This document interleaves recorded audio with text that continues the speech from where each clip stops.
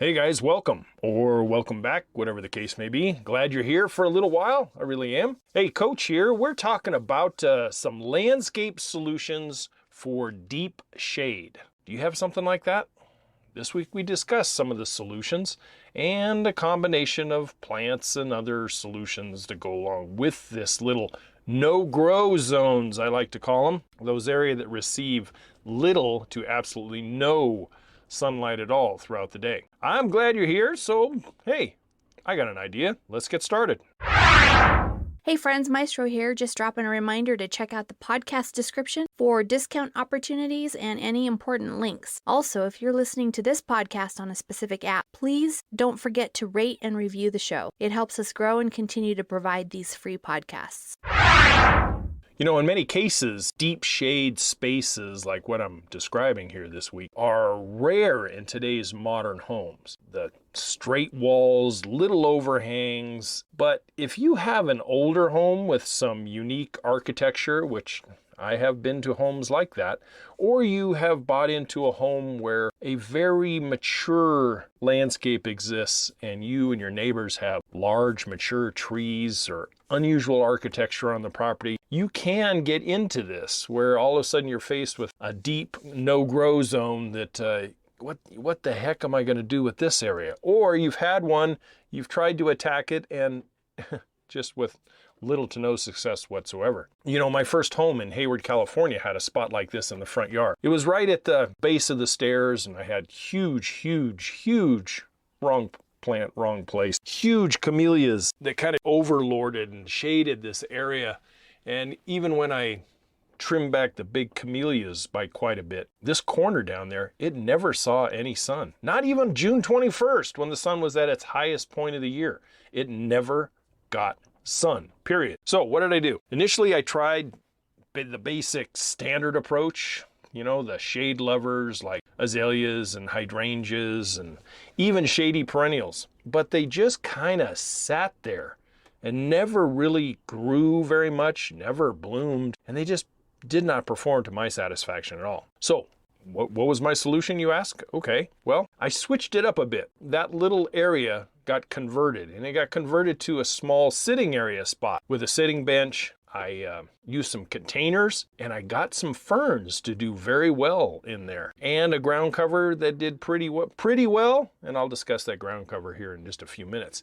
And for the most part, it decorated and it kind of finished off this area that was just nothing but literally plain dirt, a little bit of moss, natural moss growing in it, and that was it. So, hey, the bench and the sitting area with a little bit of mulch underneath it turned out pretty good. So it worked, it looked nice, and didn't have to throw any more good money after bad money. And that was, you know, my whole train of thinking is that, God dang, am I doing something wrong? I got a pretty big green thumb here, and nothing seemed to be doing it. I mean, I can remember, 6 months after planting azaleas, and they were just sitting there. They wouldn't do nothing. And so I said, out you go. And I pulled them out. And literally, the planting hole that I had dug, there was like no root growth at all. None. And I'm going, what the heck is wrong with this? So the solution that I just mentioned. So let me ask, do you have an area like this? Or areas like this? I call them kind of dark and uninspiring. You know, you tried this and you tried that. Nothing seems to work whatsoever. Finally, you just kind of walk away and shrug your shoulders and go, I'm done. I'm out. You know, do you have something like that? Well, I want to share some plant solutions that might help. And I want to stir your creative cauldron just a little bit to look at some other options that might work instead of plants in locations such as I've described. Well, let's first talk about the plants. Most people always want to hear about the plants. These are obviously plants that are dependent on where you live, what soil conditions you have, and the care and maintenance you want to put into it. Some of these aren't going to work for you, depending on where you live, and you're going to have to get creative as far as maybe going to the local nursery and talking to one of the pros there and saying, hey, this is what I got. Obviously, this is where we live. What can work in that area?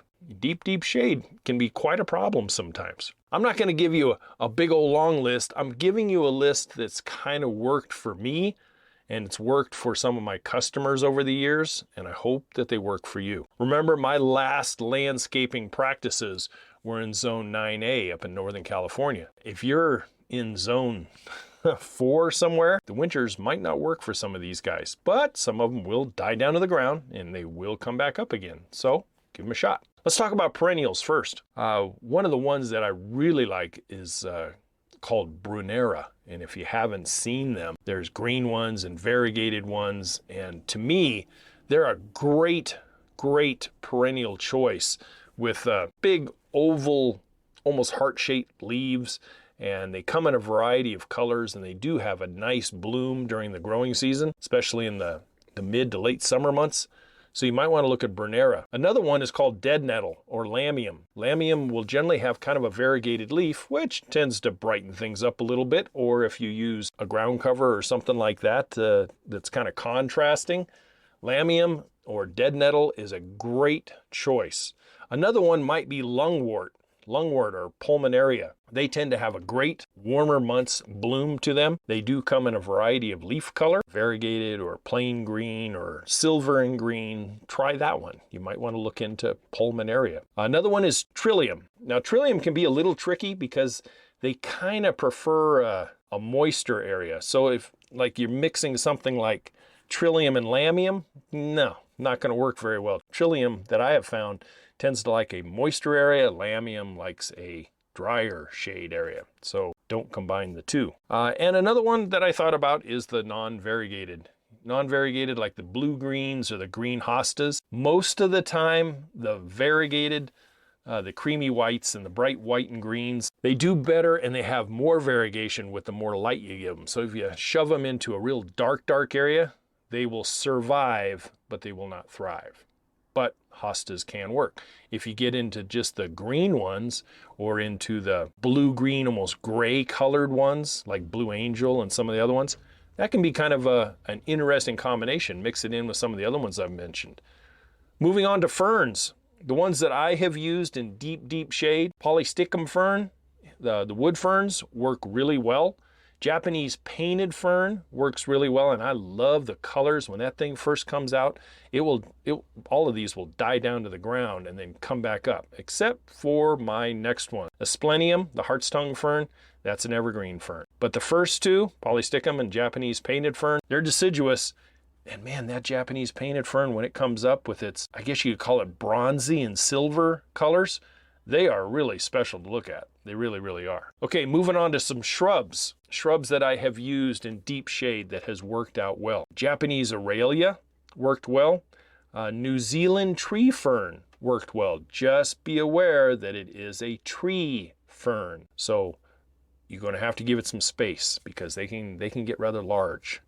And they will reach towards the brightest part of your deep shade area to get as much light as possible. Also, Oregon grape, Mahonia, tends to work well. I like the dwarf one, but the standard one works just as well. Has a nice yellow flower to it. Even has an edible grape on it that people have used over the millennia to make jams and other things. Make sure you check.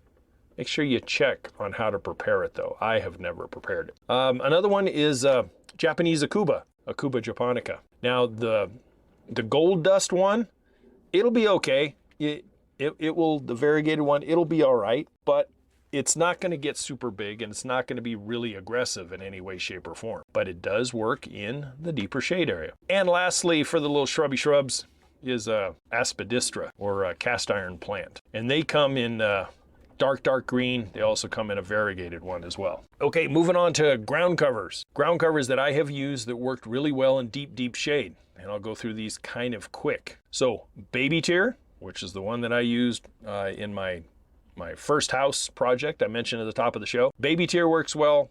Carpet Bugle, Ajuga, and particularly the mahogany one always did well for me in the darker corners of people's yards. Another one is Japanese Pachysandra.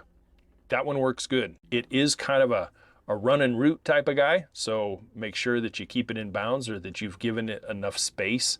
I have seen people use Japanese Pachysandra as a lawn substitute as well underneath big shade trees. They tend to run and root over surface roots and that kind of stuff. Another one is bunchberry, which is from the dogwood family. Bunchberry tends to grow naturally in more alpine regions and do really well in cold regions. See, I didn't forget you guys. And they tend to grow on forest floors where very, very little light sometimes comes down through mature forest trees, etc. Another one is dwarf mondo grass.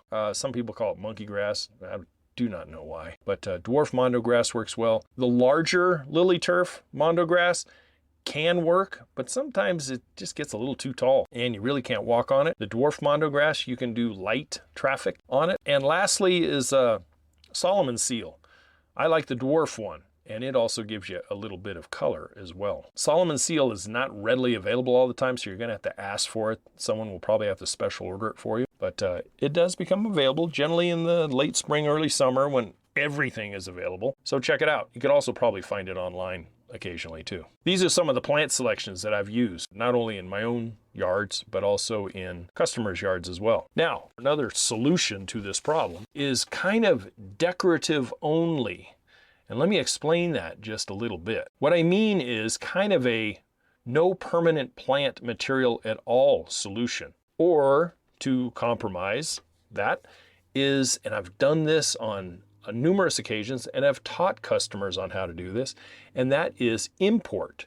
Import on a temporary basis. And what I mean by this is imports are generally in containers and they get rotated in and out from a location where they really thrive and they're doing super well in a container. And then you roll them over into this no-grow zone because maybe you're entertaining that weekend and you want to have it look nice. So you have some extras in the grow zone that look super good. They're blooming or whatever. And now you're going to take them and put them into a decorative sleeve or something in the deep shade area, and it really brightens it up. Then if you mix in another solution, you can have, especially in the warmer months, you can do these imported container plantings on top of maybe freestanding water features, and then you can have Adirondack chairs or rope swings, hammocks, that kind of stuff. Those work really, really well. And all of a sudden you've turned a nothing corner into something that actually works, or you've turned a nothing no-grow zone under the big mulberry tree or something into an area that's actually useful. And even though you've got rumpled roots and going crazies and it's hard to walk in there, you can mulch those areas up, or you can gravel those areas up to where it's deep enough where the roots aren't hindering your walkability around there. So I guess my whole point of this is work with what you got and certainly not against it. Now, if you take some things like fruitless mulberry tree, the big trees that I mentioned last week, that the big ashes, the big sycamores, things that just, they just don't allow anything underneath them. These guys, some of these solutions will work well, especially the import type of solutions. You get big old surface roots. I mean, sometimes you can't even get ground covers to go in there. And then, holy cow, in the fall, if you're having to rake leaves and everything else, you're really going to tear the place up. So, man, if it's nice and raised and you got a nice gravel area in there and you've got a water feature that works, you import some containerized colors and stuff throughout the growing season, you brighten it up and you work with it, not against it. You know, your plant choices are somewhat limited, as I've told you here. I mean, you could try other ones, but honestly, go online and, you know, when I researched this, I didn't see anything that was new to me. I see on some of the blogs and other stuff that were kind of like, yeah, I've worked with that. It don't work so well. So don't believe everything you read there. But hey, everybody's location can require different things. And what didn't work for me or some of my customers might work for you. It all depends on how many dinero you feel like throwing at the problem to try and solve it. So tell me, if you have had such a spot or spots in the yard, what has worked for you? Or are you still in the shade battle mode where you just haven't found the solution yet? It's not the easiest of landscaping problems to kind of win over on and take that blue ribbon, landscape blue ribbon home. It just doesn't always happen. So get creative. Do something different in there. And I hope that some of the plants, a couple of the solutions that I've kind of thrown at you here today will work for you. And if they don't, well, hey, at least you tried, right? Guys, that's what I got for you today. I'm glad that you took a few minutes. Hope you stuck with me to the end. If you have, hey, please consider signing up every week, downloading this thing and taking it on the go wherever you happen to be. Listening to it on the way home, maybe going to work, whatever. And if you have any questions, you can always email me, youryardcoach@gmail.com. Until next week, or until I see you over on the YouTube channel, maybe over on the gram, whatever it might be, to your landscape success. As always, thanks for tuning in. Don't forget the website, youryardcoach.com, and the Amazon store is always swinging there and ready for you anytime. Thanks for taking the time, guys. I'll see you guys next week. Bye for now. Hey friends, Maestro here, just dropping a reminder to check out the podcast description for discount opportunities and any important links. Also, if you're listening to this podcast on a specific app, please don't forget to rate and review the show. It helps us grow and continue to provide these free podcasts. Again, thanks for listening to this week's show, and we'll see you right here next week.